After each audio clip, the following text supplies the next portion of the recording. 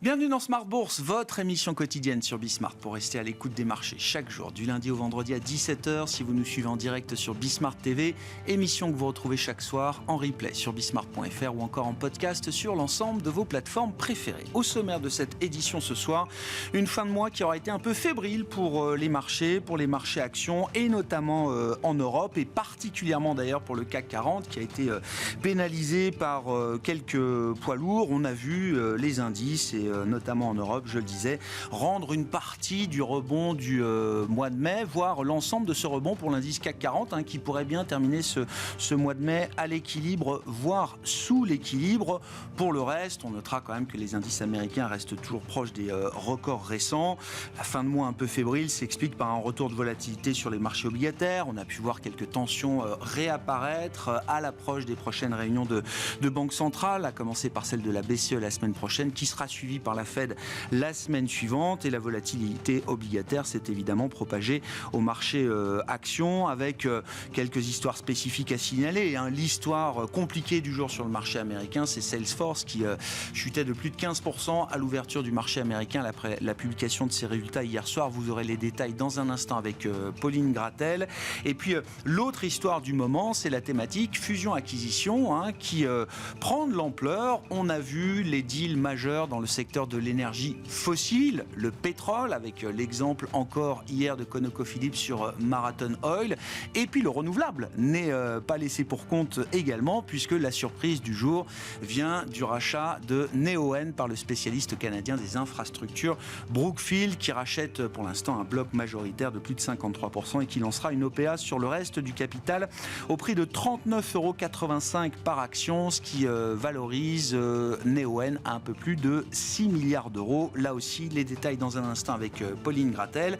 Discussion à suivre avec nos invités de Planète Marché pour analyser ce contexte de marché et évoquer ensemble, bien sûr, les prochains catalyseurs autour des réunions de Banque Centrale et de la décision attendue de la BCE le 6 juin de baisser pour la première fois ses taux dans ce cycle. Samy Chard de Lombardi et Raphaël Thuin de Tikeo Capital seront avec nous en plateau. Et dans le dernier quart d'heure, le quart d'heure thématique de Smart Bourse, nous évoquerons le sujet de la finance intégrale. On connaissait la finance responsable, la finance durable.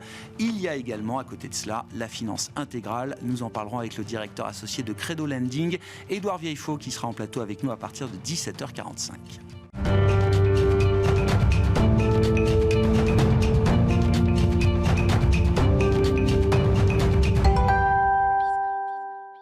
Mais d'abord, les infos clés du jour sur les marchés, c'est tendance, mon ami, chaque soir, en ouverture de Smart Bourse avec Pauline Gratel. Bonsoir Pauline. Bonsoir. Merci d'être avec nous, avec effectivement cette tendance du jour qui montre que les indices européens et le CAC notamment essayent de faire bonne figure pour terminer ce mois de mai avec une petite hausse à l'arrivée.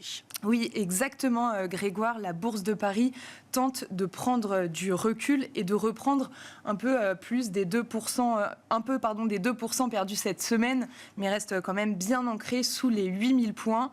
Du côté obligataire, les tensions se calment après la publication de la deuxième estimation du PIB américain pour le premier trimestre.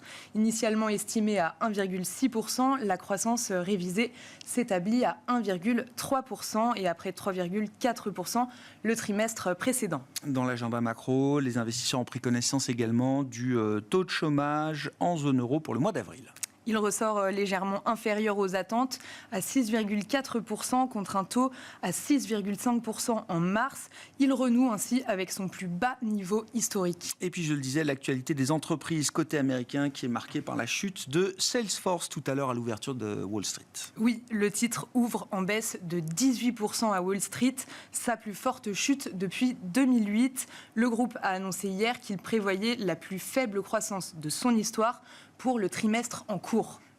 Et puis l'événement du jour, côté fusion-acquisition et qui concerne un groupe français, Neoen est en passe de sortir de la bourse. C'est la surprise du jour. Le Canadien Brookfield, spécialiste des infrastructures, annonce l'acquisition d'une participation majoritaire avant le lancement d'une OPA sur 100% du capital de Neoen. L'offre se fait au prix de 39,85 € par action, soit une valeur de 6,1 milliards. L'action de Neoen a été suspendue aujourd'hui aujourd'hui, mais on notera que Voltalia s'envole de 17% et est en tête du SRD. Et puis quelques publications encore qui marquent l'actualité, avec notamment les résultats de Pierre et Vacances. Oui, au titre du premier semestre, et le groupe relève ses ambitions à 5 ans lors de sa présentation de résultats. L'EBITDA ajusté s'améliore de plus de 25 millions d'euros sur la période et la perte nette est réduite. De 2019 à 2024, le DG Franck Gervais évoque un chiffre d'affaires en hausse de 30 à 35%. Le titre gagne 8% au cours de la séance. Dans les services aux collectivités, de Richebourg publiait également ses résultats. Oui, hier soir, et le groupe fait état d'un recul de son chiffre d'affaires et de son bénéfice au premier semestre de son exercice décalé. Rappelons que de Richebourg avait subi une cyberattaque au mois de novembre qui lui avait fait perdre 15 à 20 millions d'euros. Malgré cela, le titre est en hausse de 5%. Quel est le programme à l'agenda demain, Pauline, pour finir ? Demain, ce sera donc le jour de la publication des revenus et dépenses des ménages américains et de l'inflation PCE pour le mois d'avril. En zone euro, les investisseurs porteront une attention particulière aux données d'inflation publiées pour le mois de mai. En France, plus précisément, la seconde estimation du PIB du premier trimestre sera regardée également. Enfin, en Chine, les PMI du mois de mai seront publiés. Pauline Grattel avec nous, chaque soir en ouverture de Smart Bourse, les infos clés sur les marchés, et c'est sur Bismart.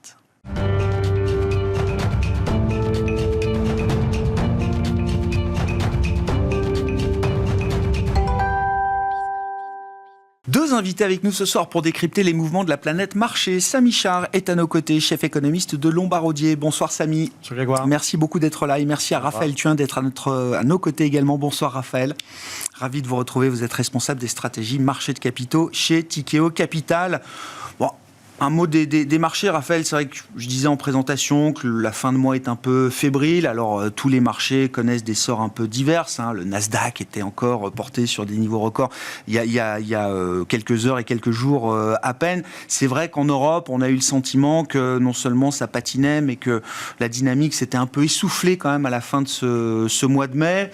Est-ce que ça appelle des commentaires particuliers ou est-ce qu'on reste quand même dans une consolidation minime après le puissant mouvement qu'on connaît depuis fin octobre, je le rappelle, si on se replace dans cette séquence.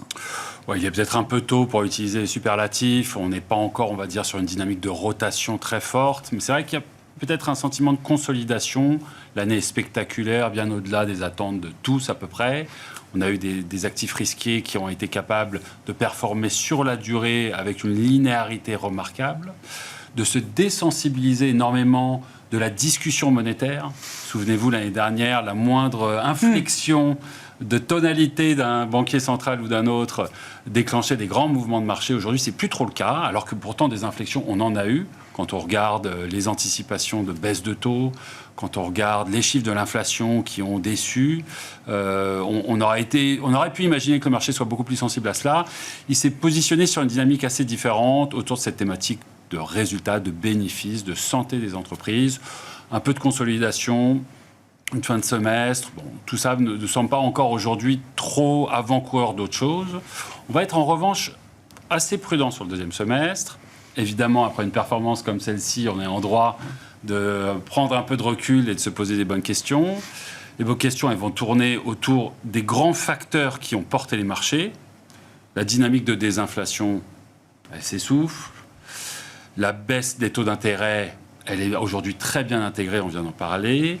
Sur les bénéfices, on a aujourd'hui une très très belle dynamique, mais on commence à voir poindre certains signes de ralentissement, certaines tonalités un petit peu plus défensives. Un peu différentes, ouais. Un peu différentes. Et puis des chiffres macro, en particulier aux États-Unis, qui ont tendance à décevoir, une décélération qui se confirme. Comment ça va se concrétiser au deuxième semestre, après encore une fois un rebond très significatif, à voir. Mais intéressant le point que vous faites sur l'idée que le marché s'est un peu désensibilisé de la conversation monétaire permanente. Ça veut dire qu'en ayant intégré quand même quelques premières baisses de taux devant nous, le jour où ces baisses de taux arrivent, c'est plus forcément le facteur de soutien qu'on aurait pu imaginer peut-être dans un autre monde. Probablement. Raphaël. En tout cas, on peut dire qu'il y a peut-être eu une certaine convergence sur plusieurs aspects. La première convergence, c'est de constater qu'après de grandes oscillations d'attente 7 oui. taux. Il y a 3 mois, ou que dis-je, il y a 3 semaines, on parlait de hausse de taux aux États-Unis. Aujourd'hui, le marché est en train de se sécuriser autour de l'idée qu'il y aura 1, 2, 3 baisses de taux dans les 1, 3, 6, 12 mois. On est dans l'approximatif, mais finalement, on y est. Cette convergence monétaire, elle existe en Europe et aux États-Unis. Et puis, d'autre part, le marché est aussi en train de se rassurer peut-être sur cette idée, à tort ou à raison d'ailleurs, on verra, qu'il peut vivre avec ces taux. Que des taux à 4,5 aux États-Unis, à 2,5 en Europe, on n'est pas sur des thématiques qui sont insoutenables pour le marché, que finalement, l'anomalie historique, c'est pas aujourd'hui qu'on la vit, mais c'est la décennie précédente, et qu'aujourd'hui, on peut même imaginer que certaines classes d'actifs, certains actifs puissent bénéficier de ce nouveau régime. Donc peut-être que ça a été les 2 facteurs qui ont permis au marché de finalement dédramatiser la situation et de revenir à des fondamentaux de bénéfices, d'entreprises, de bottom-up, d'analyse financière qui sont plutôt sains finalement. Oui, de ce point de vue-là, les résultats du premier trimestre, je crois, ont été très bons, notamment relatifs aux États-Unis, bons également en Europe. Il n'y a pas eu d'alerte de ce point de vue-là quand on regarde l'ensemble de ces résultats publiés, Raphaël. Pas d'alerte, une belle saison, il faut le reconnaître. On est tous surpris, en tout cas chez Tikehau, on s'attendait à ce que les bénéfices puissent ralentir plus profondément sur cette dynamique du premier semestre. Ça n'a pas été le cas. On reste néanmoins... Déjà, on va mettre quelques bémols. On l'a dit, il y a quelques signes avant-coureurs. Alors, une grosse thématique aujourd'hui, c'est la thématique du consommateur, en particulier d'un consommateur moins fortuné qui tire un peu la langue. Son revenu disponible est en baisse, sa capacité à affronter des prix élevés, des hausses de prix s'est évanouie. Ça s'est beaucoup vu aux États-Unis. D'ailleurs, les prix ne montent plus, quoi. C'est-à-dire que les stratégies prix des boîtes ont quand même un peu changé, là. Absolument. Et aujourd'hui, ce dont on entend parler par les managements sur les annonces de résultats, c'est plutôt d'être plus compétitif sur les prix, en tout cas sur certains segments, des biens de consommation. On a parlé des fast-food, de Starbucks, qui a beaucoup fait parler. Donc ça va être un premier facteur. La capacité de payer les hausses de prix a été un facteur positif à la hausse, en particulier sur les marges. À l'inverse, on verra dans quelle mesure ça sera le cas dans un cycle de désinflation. Et puis toujours, et ça vous savez, c'est notre petite musique chez Tikehau, cet impact des taux élevés sur la durée, c'est un impact qui va arriver à petite allure, mais qui va être significatif à long terme. À savoir que dans un monde où les taux sont plus élevés, après 10 ans de s'être goinfré de dettes à zéro, de liquidités infinies et d'un capital à faible coût, le réveil va sonner. Il met du temps, c'est au ralenti, mais on y vient. Et plus les taux restent à ces niveaux-là, plus les signes de craquement pourront impacter les bénéfices. Ça créera de la dispersion, c'est ça, pour reprendre là aussi un mot qui revient souvent chez les équipes de Tikehau. Samy, sur l'idée de la conversation autour des politiques monétaires, parce que c'est une conversation perpétuelle, permanente, et on arrive face à cette série de meetings qui doit avoir quelques baisses de taux, et notamment en Europe, et particulièrement pour la Banque Centrale Européenne, la semaine prochaine, le 6 juin prochain. Samy, qu'est-ce que vous attendez comme communication de la BCE pour la suite, puisque c'est quand même la question et que le consensus est formé pour cette première baisse de taux. En revanche, on sent qu'il y a encore là aussi un débat, une conversation, j'allais dire, sur comment procéder une fois la première baisse de taux délivrée. Oui, effectivement, les banquiers centraux et particulièrement la BCE ne veulent absolument pas que vous pensiez que ça y est, on est dans un cycle de baisse de taux et que donc on peut se projeter dans des coupes régulières. L'idée, c'est ce fameux mot qu'on entend beaucoup, de recalibration. Donc non pas de cycle de baisse, mais vraiment de recalibration. L'inflation a beaucoup baissé. Il faut quand même le constater. On a mis les taux là où ils sont quand l'inflation était 3 fois plus haut. Maintenant, l'inflation a baissé par un facteur de 3. Bon, il faut quand même ajuster un petit peu la politique monétaire. Le problème, c'est qu'on ne sait pas très bien où aller. Alors on baisse une fois les taux. On va regarder un petit peu comment ça va, où va l'inflation, où va l'incroissance. Si tout va bien, on baissera une deuxième fois les taux, mais on sent bien qu'on est sur un rythme qui va quand même être lent, peut-être trimestriel, et surtout réactif. L'idée, c'est de chercher ce fameux point neutre, c'est-à-dire... On sent que les banquiers centraux, aujourd'hui, n'ont pas envie d'avoir un très très gros impact sur le cycle, mais on ne sait pas très bien quel est ce point neutre. En Europe, est-ce qu'il a 1,5, 2, 2,5 on ne sait pas trop. Donc on va y aller petit à petit, et je crois que ce qui est très important, c'est vraiment ce processus vraiment graduel, où on va rechercher le point qui fait ni trop de bien, ni trop de mal à l'économie. Et donc l'idée, c'est après cette première baisse de taux, c'est déjà de faire une pause, de constater la réaction économique, et puis ensuite, peut-être, on pourrait imaginer une deuxième si tout va bien. Ah oui. Parce qu'on entend quand même l'idée que... il y a de la marge, il y a de la place, même si je sais que mesurer le taux neutre est le casse-tête de tous les économistes de la planète. Un banquier central européen comme François Villeroy-de-Galhau, il nous dit qu'il y a quand même de la marge pour y aller. Alors, est-ce que le taux neutre est à 1,5, à 2, à 2,50 ? Le taux de dépôt, pour l'instant, il est à 4%. Donc, il y a quand même une partie des banquiers centraux qui estiment qu'il ne faut pas se priver de retirer cette restriction monétaire pour accompagner justement ce mouvement de désinflation. Vous avez raison, Grégoire, il y a de la marge, mais il y a du temps. C'est-à-dire que l'économie n'est pas en souffrance aujourd'hui. Bon, si elle devait l'être, si vraiment on voyait des signaux sur le marché de l'emploi se détériorer, probablement qu'elle aurait la marge de couper un petit peu plus. Mais la réalité, c'est qu'aujourd'hui, on sait très bien qu'elle a cette possibilité d'aller un peu plus loin dans les baisses de taux, que le taux neutre est certainement bien plus bas en zone euro qu'aux États-Unis. Exactement. Et même certainement plus bas que les niveaux actuels. Mais enfin, il y a le temps d'y aller. Donc pourquoi se presser ? Pourquoi gâcher cette optionnalité ? Donc il faut y aller petit à petit, une baisse de taux, puis une deuxième, puis peut-être une troisième. Et voilà, l'essentiel, c'est de bien comprendre qu'entre chaque baisse de taux, il y aura un petit temps de latence pour voir comment a réagi l'économie. Et si les choses réagissent bien, eh bien, on va pouvoir continuer un petit peu vers ce territoire neutre. Mais voilà, la direction est connue. Ce qu'il faut accepter, c'est que ça mette un petit peu de temps pour y aller. Oui, on reste approche réunion par réunion. On reste dépendant des données publiées entre chaque meeting. J'ai deux questions par rapport à ça. Oui, qu'est-ce que ça change ? Une première baisse de taux et jamais une sans deux, j'imagine. Donc, si on factorise au moins 2 baisses de taux cette année en zone euro et d'autres à suivre en 2025, c'est ce que nous dit le marché qui anticipe une poursuite du mouvement en zone euro. Qu'est-ce que ça change au profil conjoncturel ? Qu'est-ce que ça change pour des marchés clés comme l'immobilier, notamment, qui est un marché cœur à surveiller pour la Banque Centrale Européenne ? Oui, finalement, assez peu de choses. 2-3 baisses de taux, c'est pas ce qui fera une énorme différence. Peut-être qu'aux États-Unis, entre 0 et une baisse de taux, et 2 et 3 baisses de taux, il y a une différence quand même. Et c'est peut-être là où le marché peut se construire sur une nouvelle histoire. C'est si effectivement on a la confirmation que la Fed peut faire plus de 0 ou une baisse de taux. Peut-être que l'idée d'une hausse a été éliminée, c'est déjà bien.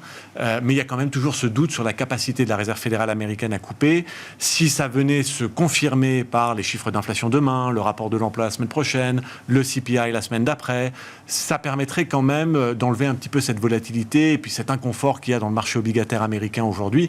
Parce qu'au fond, on sent bien qu'elle ne va pas monter les taux, mais enfin, il y a quand même toujours ce doute sur sa capacité de les baisser. Notre sentiment, c'est qu'elle va avoir la capacité de les baisser, mais il va falloir attendre que ces données le confirment en quelque sorte. Après, être dans un environnement où il y a une activité économique qui est quand même acceptable, où l'inflation a beaucoup baissé et où les banques centrales sont en train de couper les taux, c'est évidemment un contexte économique qui est plus un vent porteur pour l'investissement qu'un vent contraire. Il faut juste confirmer ce scénario. Et aujourd'hui, en tout cas, il semble se confirmer rapport après rapport, donnée après donnée.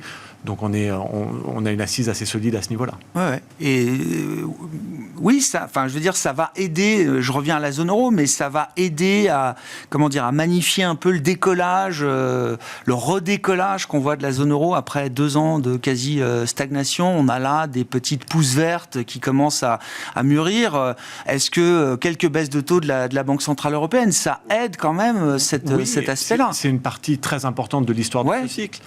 L'année dernière, et Raphaël le disait, on était sur quelque chose d'un peu plus fragile, exceptionnalisme américain, perspective de baisse de taux.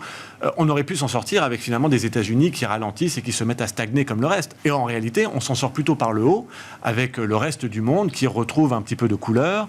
On a commencé l'année avec des attentes de croissance en Europe autour de 0,03.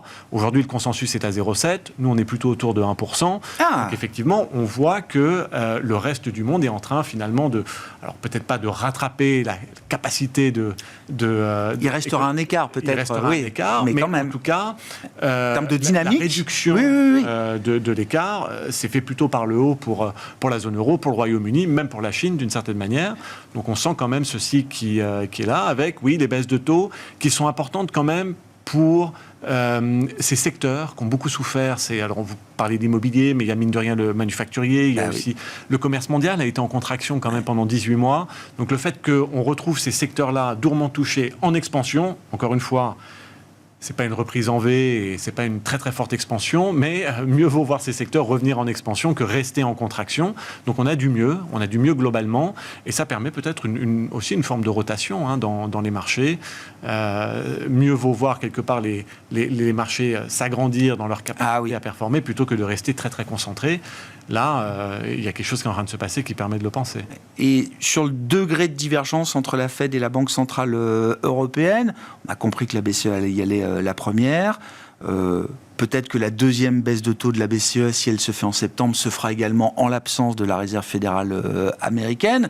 Est-ce que la BCE peut aller très loin en solo ? Si jamais la Fed restait sur la retenue plus longtemps encore que ce qu'on imagine. Je vais prendre un peu des risques dans le scénario. J'aimerais, ça ne doit pas être le scénario de base, mais j'aimerais indiquer que malgré les pricing de marché qui ont complètement enlevé cette idée, qu'il reste un chemin extrêmement ténu vers une baisse de taux de la Réserve fédérale américaine en juillet.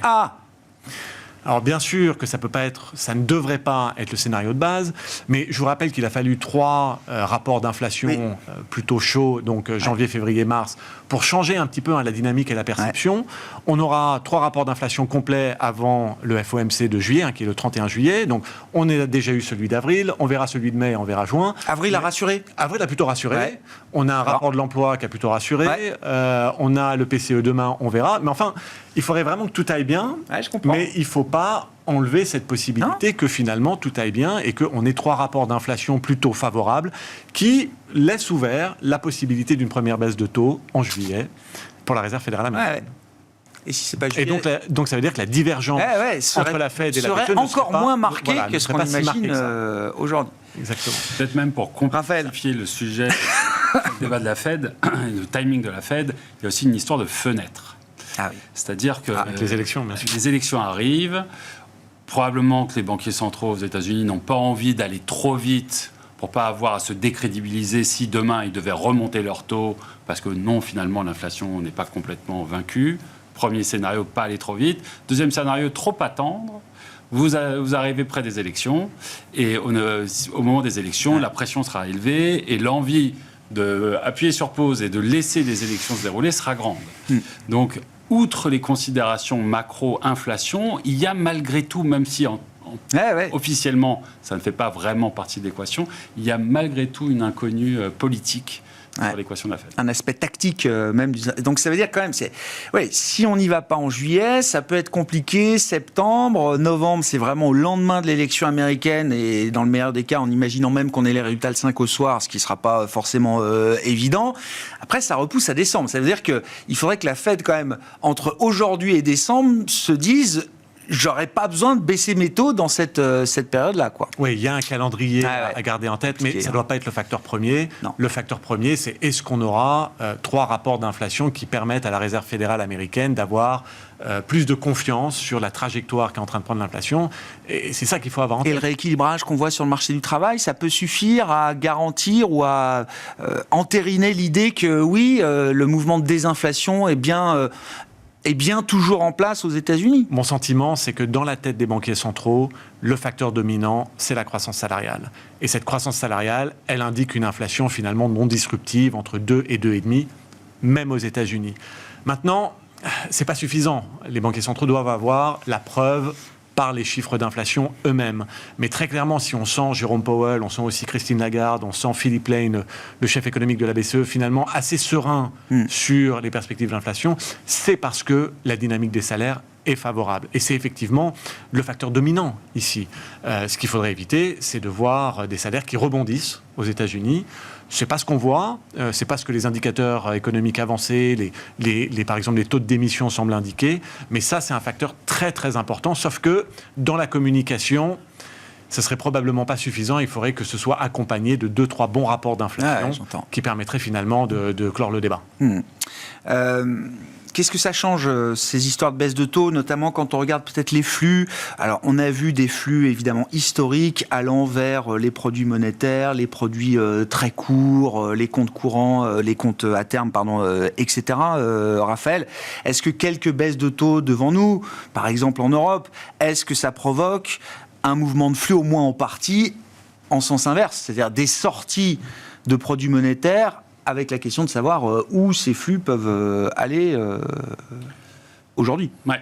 C'est une question qui vaut très cher. Effectivement, on parle beaucoup des 6 000 milliards de dollars. Ouais, qui ça c'est aux US, c'est ça. Monétaire aux États-Unis. On a un peu la même thématique en Europe où on a beaucoup de dépôts à terme, de clients qui utilisent des dépôts à terme. Déjà, un retour de terrain. Là où les banquiers privés souvent proposaient des dépôts à terme très compétitifs en termes de taux sur 12-24 mois, ils ont raccourci.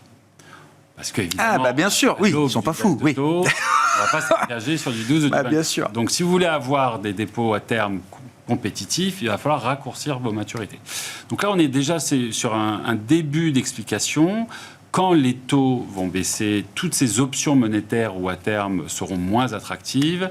Et peut-être que oui, on va voir finalement certains de ces actifs qui aujourd'hui sont en attente se réorienter vers d'autres actifs risqués. On pense aussi à l'obligataire, mais sur l'obligataire peut-être type crédit. Chez Tikehau, on a vu énormément de flux sur l'obligataire. Ouais. D'ailleurs, en partie dette privée comme en partie liquide.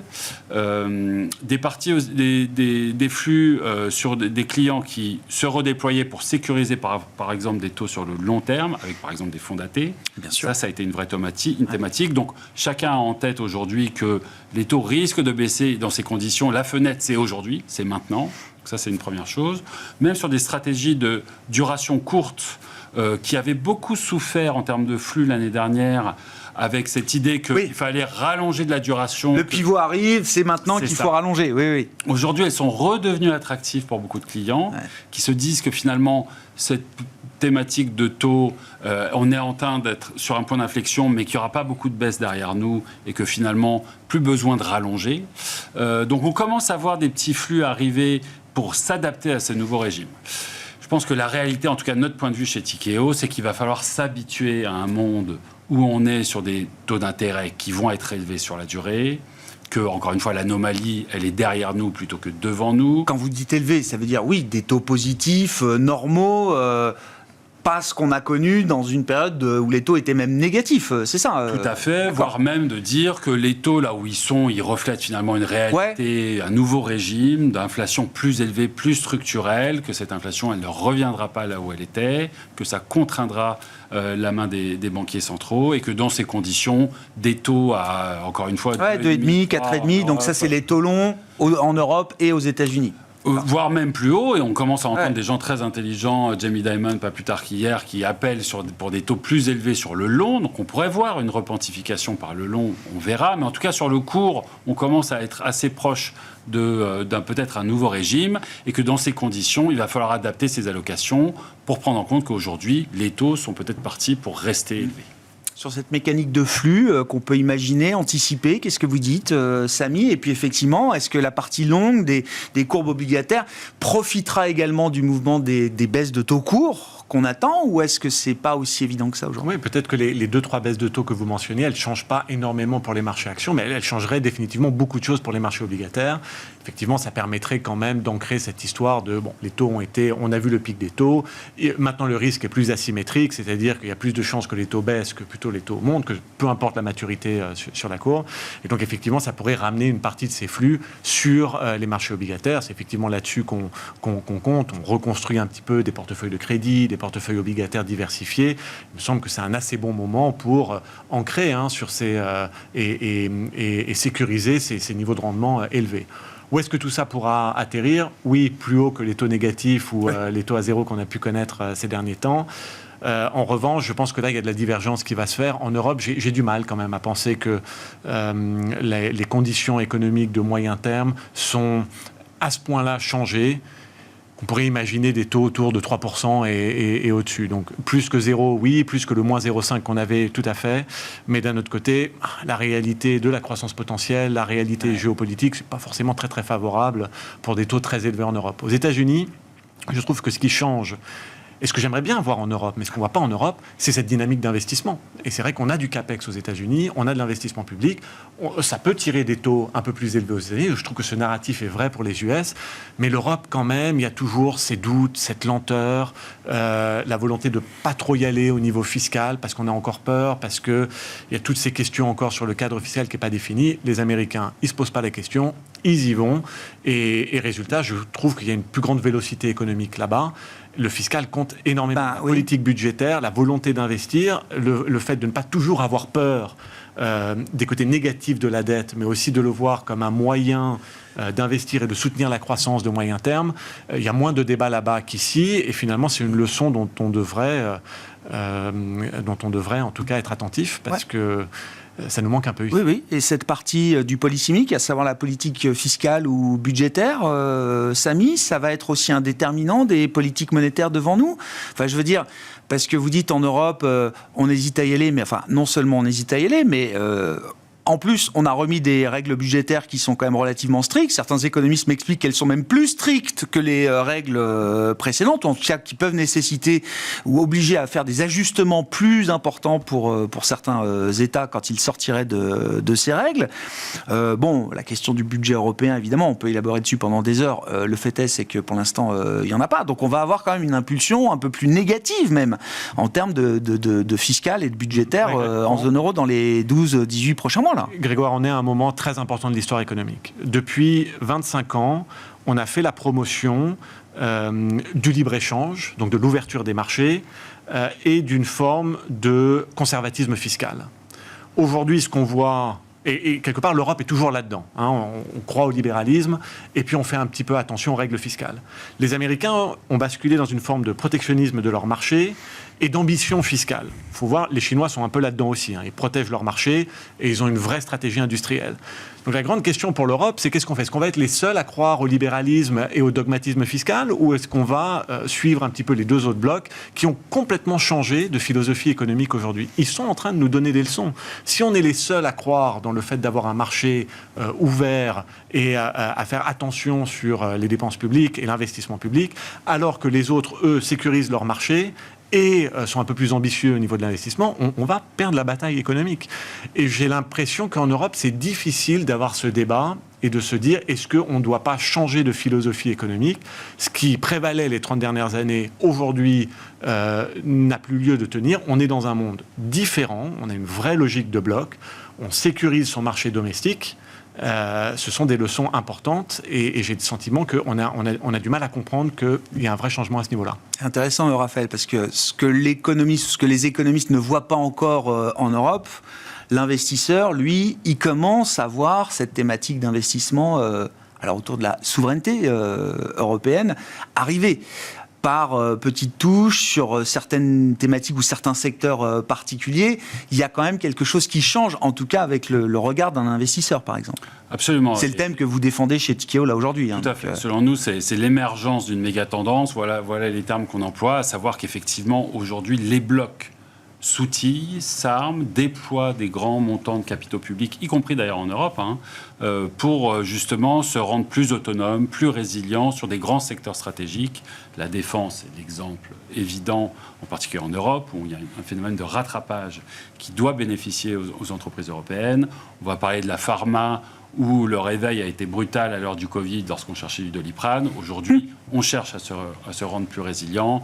Les infrastructures, la transition énergétique. On a aujourd'hui des grands secteurs qui sont fébriles, qui sont très dépendants de l'étranger. Et l'étranger est devenu assez inamical à notre égard quand on regarde la Chine, les États-Unis et autres. Donc effectivement, vous avez raison de pointer ça du doigt. C'est une thématique et ces déploiements fiscaux, clairement, vont dans ce sens de la résilience.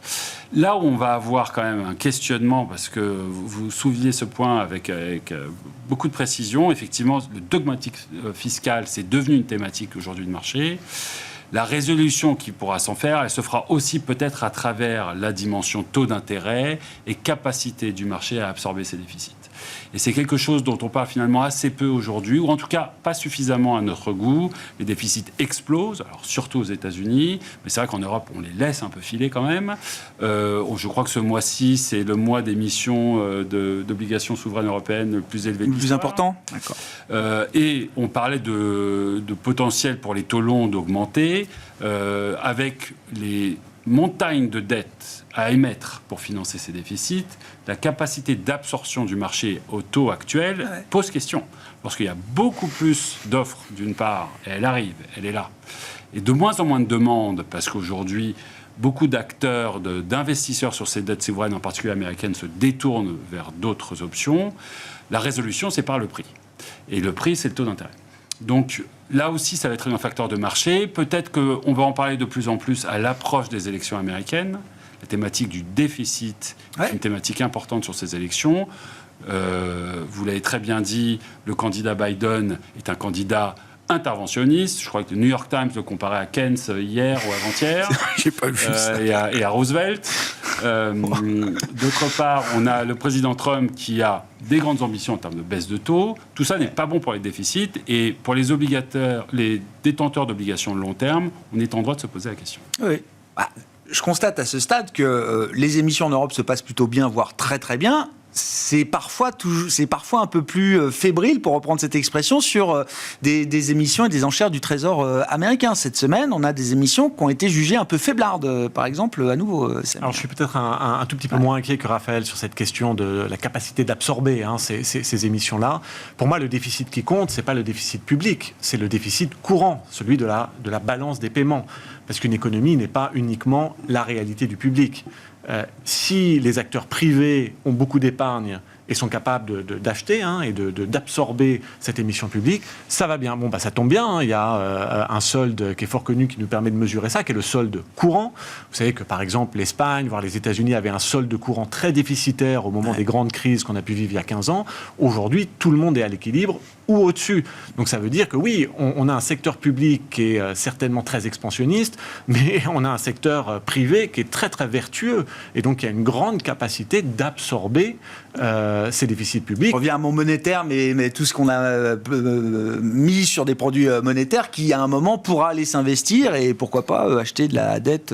Bien sûr, c'est des mécanismes qu'on a vus aussi au Japon. Beaucoup de dettes publiques, beaucoup de déficits publics, mais finalement une très grande épargne privée. Et au final, les Japonais ont réussi à se financer sur les 40 dernières années à un taux même qui défie toute concurrence. Donc je pense que c'est l'équilibre un peu des deux. Aujourd'hui, je suis moins inquiet parce que économiquement, il faut regarder le public et le privé. Le privé a une situation bilantaire qui me paraît très solide. Les ménages, les sociétés, les banques, et ont donc cette capacité d'absorption. Si on regarde la situation au fond, une capacité d'absorber la dette, parce qu'on a de l'épargne privée, et en plus, des taux qui ne sont pas très élevés, parce que certes, les nominaux sont élevés, mais le réel, qui est le vrai coût du capital pour l'État, les taux réels restent bas. Donc pourquoi pas profiter de cette possibilité-là pour investir dans l'avenir ? Il s'agit de, bien sûr, dépenser comme il faut. C'est ça qui est important. Qu'est-ce qu'on en fait de la dette ? Mais si on le fait bien, aujourd'hui, on a une vraie opportunité. Il y a un excès d'épargne privée. Les taux réels ne sont pas très élevés. Il faut y aller. Sur l'aspect...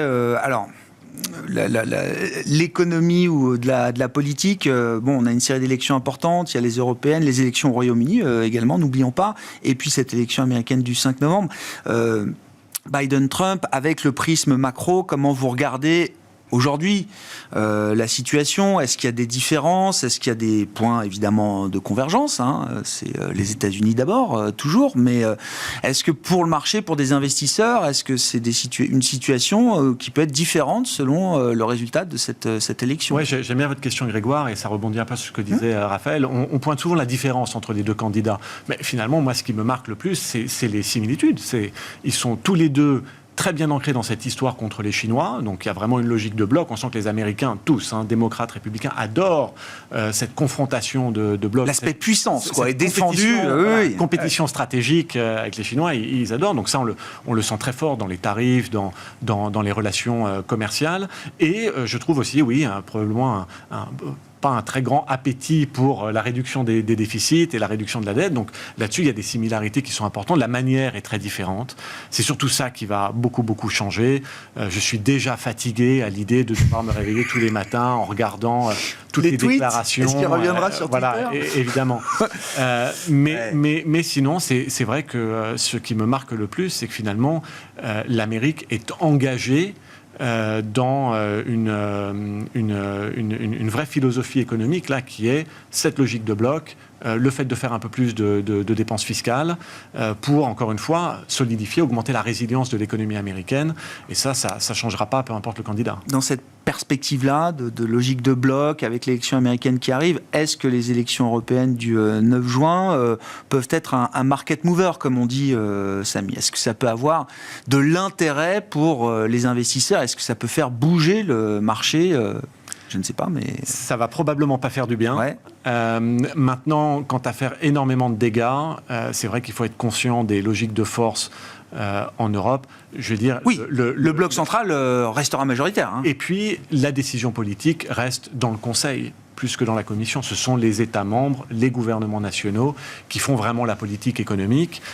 Mais c'est vrai que la Commission, ça reste important. Ce qu'on aimerait, nous, c'est encore une fois cette possibilité que l'Europe change un peu de regard, soit plus ambitieuse, protège son marché domestique, fasse plus d'investissements. Et il est peu probable que de l'élection ressortent ces idées-là. Bon. Avec un délai très long derrière. Hein. La nouvelle commission, elle sera installée en novembre, si je ne dis pas de bêtises. Hein, c'est ça. Il faut voir qui va la diriger, cette commission. Oui. C'est sûr que on entend beaucoup le nom de Mario Draghi derrière. Mario Draghi, lui, est très conscient de ces défis et probablement pas mal dans le camp que j'ai mentionné, d'un peu plus protéger le marché domestique et de faire de l'investissement public. À voir, il y a peut-être de l'espoir quand même. Si c'est pas lui, il aura de toute façon rendu son rapport. Un changement radical est nécessaire, c'est ce qu'il faut pour l'Europe. Le rapport aura été rendu et pourra servir de guide et de feuille de route pour qui de droit à la tête de la future Commission européenne. L'aspect politique, effectivement, alors je sais pas, sur l'Europe, est-ce que ça peut être quelque chose qui remettent un peu d'impulsion? C'est vrai qu'il y a eu pendant la pandémie, des avancées quand même qu'on n'imaginait pas voir avant peut-être plusieurs années. Alors, il y a eu quand même une forme de mutualisation de la dette, on a créé quand même le Next Generation EU, etc. Est-ce qu'on est toujours sur cette trajectoire-là aujourd'hui, Raphaël? Est-ce que les élections peuvent permettre d'avancer? Alors bon, sur les élections, effectivement, en tout cas, le marché n'anticipe pas de grands mouvements vis-à-vis de ces élections, très différents des élections américaines qui, pour le coup, pourraient avoir plus d'impact. Sur la trajectoire européenne, effectivement, on est a priori sur une confirmation de cette trajectoire. La logique de bloc prévaut. Et dans le cas de l'Europe, c'est probablement salvateur. On a probablement souffert finalement de ces années de surmondialisation, d'hyper-optimisation de nos économies. Quand vous comparez à ce qu'on a vu aux États-Unis ou en Asie, l'Europe a finalement été un peu la perdante de cette période. Aujourd'hui, dans une dynamique de relocalisation de la croissance, de réoutillage sur certains secteurs, avec de plus en plus la volonté budgétaire aussi de nos ambitions. On commence à voir des plans budgétaires massifs se déployer en Europe ou être, en tout cas, discutés en Europe autour du soutien de ces économies, du soutien de ces secteurs. Ça peut être un facteur positif pour l'investisseur. À ça, vous rajoutez effectivement cette divergence du cycle dont on a touché du doigt, avec des États-Unis qui ont tendance à ralentir, en tout cas les prévisions sur un ralentissement sur les années à venir, là où l'Europe semble avoir passé son point bas. C'est ça. Voilà, de passer les épaules. Et ça va être une thématique à suivre. Peut-être que quand on parle de divergence, la grande divergence de ces dernières années, elle est là. C'est le fait que l'Europe a finalement pas été capable de vraiment rebondir à la suite du Covid, à la différence de ce qu'on a vu ailleurs, hein, non seulement aux États-Unis, mais en Asie aussi. Vous regardez les données de consommation, d'investissement, on est sur des données qui ont été très en retard comparé à ce qu'on a vu par ailleurs. Et que finalement, l'Europe est aujourd'hui plus avancée dans le cycle, avec un rebond qui se profile. On commence d'ailleurs à voir un rattrapage en Europe du Sud, avec l'Espagne et l'Italie. Dans quelle mesure on pourrait voir cette divergence du cycle se confirmer, qui au final pourrait être un facteur positif pour l'investisseur, à un moment où les valorisations sont très décotées en Europe, ça attire l'œil. Donc, on sait que le marché s'intéresse beaucoup non seulement aux grands indicateurs, mais aussi à la direction de ces indicateurs, le sens du vent. Aujourd'hui, le vent, il souffle dans le dos des Européens et ça donne envie. Le cas d'investissement se renforce. Absolument. Merci à vous deux. Merci d'avoir été les invités de Planète Marché ce soir. Raphaël Thuin, Tikehau Capital et Samy Char, Lombardier, nous accompagnaient en plateau.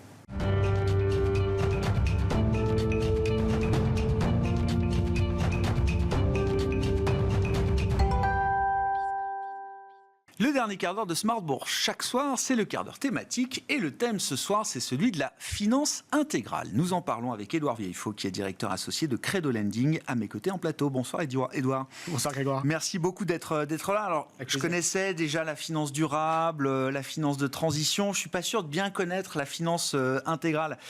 Quel est ce type de finance et qu'est-ce qui caractérise cette finance intégrale dont vous êtes le promoteur? Credo Lending évolue depuis quasiment une dizaine d'années dans ce monde et cet univers de la finance intégrale, Édouard. Exactement, c'est en fait une finance de bon sens, c'est une finance où on remet la personne humaine au centre, c'est une finance qui a comme finalité justement l'épanouissement de la personne humaine, le développement humain intégral. Ça vient pas de nulle part cette expression, ça nous vient de l'encyclique Populorum Progressio 1967, notre cher Pape Paul VI, qui était assez lumineux et qui nous parle justement du développement des peuples et il nous parle du développement humain intégral en le définissant ainsi, c'est le développement de tout l'homme dans toutes ses dimensions et le développement de tous les hommes sans exclusion.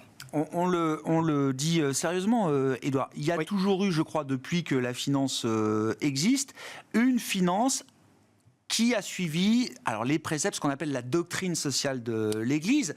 C'est quelque chose de très très vieux. Il y a des stratégies très anciennes qui sont directement liées, corrélées, guidées par les préceptes de l'Église catholique. Ça n'a rien de neuf. Rien de neuf du tout, sauf que on travaille beaucoup les textes, de plus en plus. Il y a un livre qui est sorti il y a maintenant plusieurs mois qui s'appelle La vocation de l'investisseur à la lumière de la doctrine sociale de l'Église. Et c'est un livre qui a fait grand bruit, qui redonne en fait un guide, une structure, une inspiration pour pouvoir justement remettre une phrase qui nous vient de Jean-Paul II, Saint Jean-Paul II, c'est regarder d'un investissement d'abord ce qu'il apporte avant de voir ce qu'il rapporte. Et en réalité, on va parler de finalité avant tout, on va parler de fécondité et ce changement de paradigme est extrêmement inspirant pour maintenant toutes sortes d'investisseurs. Ma question c'est, est-ce qu'il faut forcément être, catholique? Est-ce qu'il faut forcément être un adepte de l'Église catholique? Ou est-ce qu'il y a dans cette finance intégrale quelque chose qui doit intéresser également l'investisseur pragmatique et j'allais dire presque froid et clinique et rationnel, Édouard? Vous voyez ce que je veux dire? Il faut rappeler l'étymologie du mot catholique, ce qui veut dire universel. Donc, ça veut bien dire que normalement, ça doit toucher tout le monde et tous les cœurs. Et en réalité, l'objectif, c'est de remettre l'homme, la personne humaine, au cœur de tout. Et de se dire, cette allocation d'actifs, qui est la finance en réalité, donc c'est l'allocation de ressources, vers quoi elle doit être dirigée? En priorité, c'est quoi? C'est vers l'épanouissement de la personne humaine. Je reviens à la Genèse, vous allez me dire, c'est très chrétien, c'est très catho, mais en réalité, c'est quand même notre vocation, c'est de revenir un peu à l'origine des choses, c'est croître et multipliez-vous. Comment on croît, comment on s'épanouit? L'argent doit rester serviteur et doit contribuer à cet épanouissement. Donc, la finance est un outil, alors parfois pour le pire, mais aussi pour le meilleur, pour le bien et le beau et le bon, comme vous dites, c'est ça.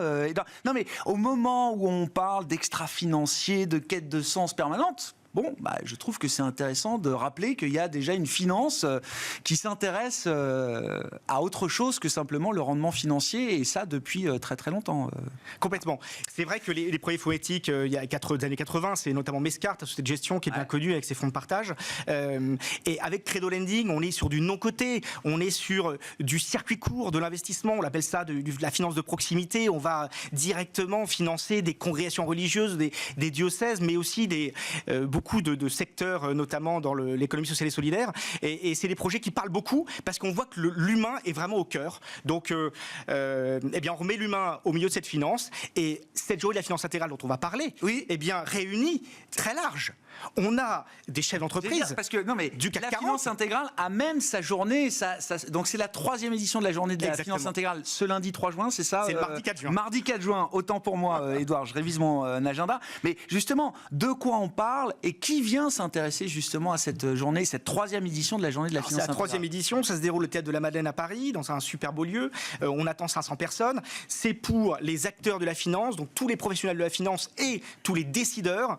L'idée, c'est vraiment d'avoir des interventions inspirantes, structurantes et de repartir avec des guides concrets et puis évidemment de faire du networking, puisque plus on se rencontre, plus on va pouvoir avoir de la puissance ensemble. On se rend compte que nous, on commence à intéresser des fonds d'investissement qui n'étaient uniquement que dans le cotés avant, et notamment sur les grandes places. Donc c'est intéressant.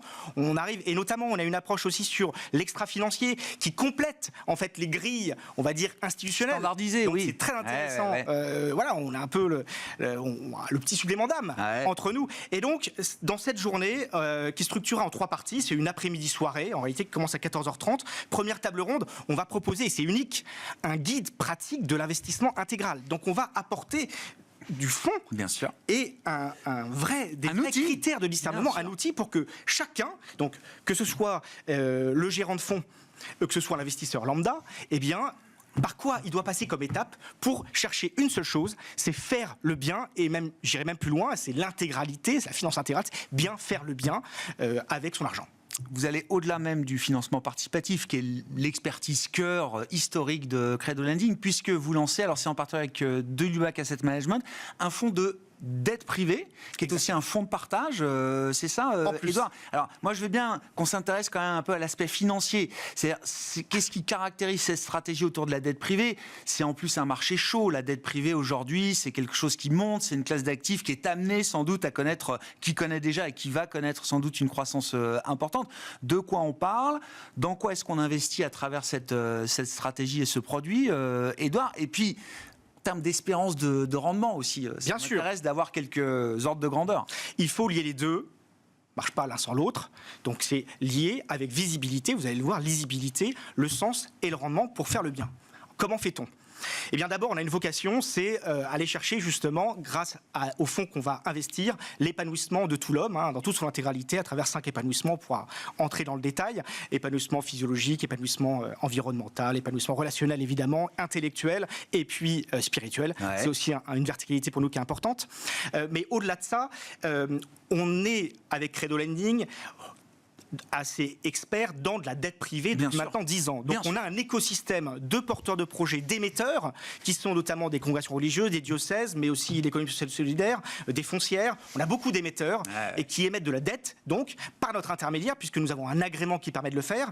Et donc cet écosystème, eh bien aujourd'hui on fait appel au grand public, on fait appel à des investisseurs privés, et puis demain, enfin maintenant, puisque le fonds est ouvert, là. Eh bien le fonds va pouvoir intervenir dans le cadre de ces titres. Et donc ça va être du circuit court entre le fonds et ces différents titres qui vont financer donc des projets extrêmement concrets, qui vont parler à tout le monde, le bien, le beau, le vrai en finalité, avec énormément de fécondité. Et ces titres ont une maturité, on les connaît bien, puisqu'on les intermédie, de 3 à 8 ans, sur les taux de rendement aujourd'hui qui sont en dessous évidemment du marché classique, mais quand même grâce à la remontée des taux qui reste attractif, puisqu'on est sur un couloir de 4 à 6%, donc c'est quand même tout à fait acceptable. Bien sûr. Quand on fait du bien et qu'on a une rémunération de 4 à 6, on est plutôt à l'aise. C'est un équilibre qui peut convenir. Donc sur les maturités de 3 à 8 ans, en plus avec des obligations qui sont assez intéressantes, puisque c'est assez original dans le milieu financier, qui sont amortissables. C'est-à-dire qu'on va avoir un coupon avec un remboursement du capital, du principal, régulièrement, ce qui permet évidemment de limiter le risque, d'une part, sur du couperet avec du in fine, et puis d'autre part, ça permet de faire tourner encore plus son portefeuille et d'assurer une certaine liquidité, sachant que la liquidité sur nos côtés, ça a quand même une importance, eh bien, on l'assure par 15% en monétaire, qui est notamment géré par notre société de gestion partenaire de Lubac Asset Management. D'accord, il y a une poche de liquidité qui est gérée effectivement dans cette stratégie. Concrètement, dans quoi on investit, à travers quel type de projet effectivement on se retrouve investi en dette, en l'occurrence? Alors, je vais en citer des projets, en tout cas, qu'on a financés et qui étaient évidemment éligibles à ce fonds d'investissement. Exemple très concret, on a accompagné l'abbaye de Saint-Vendry, qui a monté une hôtellerie qui s'appelle l'hôtellerie Saint-Jacques, qui accueille un public très large, pas que des chrétiens, justement. Leur idée, c'est d'accueillir vraiment tout le monde, donc les entreprises pour leur team building, des familles, des groupes. C'était un projet de 5 millions d'euros. Eh bien, le fonds aurait pu intervenir pour, par exemple, 500 000 euros sur une dette qui était une dette sur 5 ans, qui rémunérait donc un pourcentage plutôt intéressant. Donc, Saint-Vendry, par exemple, on intervient beaucoup dans le secteur éducatif. Et sous contrat ou hors contrat, mais par exemple, on a accompagné les Maristes à Lyon, Sainte-Marie-Lyon, école incroyable, qui a implanté un nouveau lycée qu'on a accompagné financièrement sur une partie, 20 millions d'euros de budget, à Mézieux, dans l'est de Lyonnais, à côté de Lyon, un lycée de A à Z. Et donc, on aurait pu intervenir, pareil, entre 500 000 et 1 million d'euros sur un projet de 20 millions d'euros avec ce fonds d'investissement. Donc, pareil, sur un titre de dette. Et puis, on a accompagné aussi une structure, par exemple, qui s'appelle OE, qui est dans le vin, qui se développe à travers une approche en plus où ils remettent la consigne, où ils démocratisent le vin à travers le bien par le bon. Assez intéressant. Et donc, c'est une société lyonnaise mais qui se développe partout, qui commence à faire l'international et donc, pareil, qui était totalement éligible à ce fonds. Donc, vous voyez, des thématiques très larges, mais qui inspirent, en tout cas, l'investisseur en termes de finalité, de fécondité. C'est aussi un fonds de partage, je le disais. Il nous reste 1 minute 30 pour expliquer ce que c'est qu'un fonds de partage et effectivement, avec qui on va partager une partie des revenus ou des commissions, en l'occurrence, qui sont prélevées pour la gestion du fonds, puisque c'est ça l'idée d'un fonds de partage. Edouard. Exactement. C'est le supplément d'âme. En réalité, ce fonds d'investissement a été inspiré par 3 textes puissants. Populorum Progressio, j'en ai parlé, donc Paul VI. Caritas et in Veritate, Benoît XVI.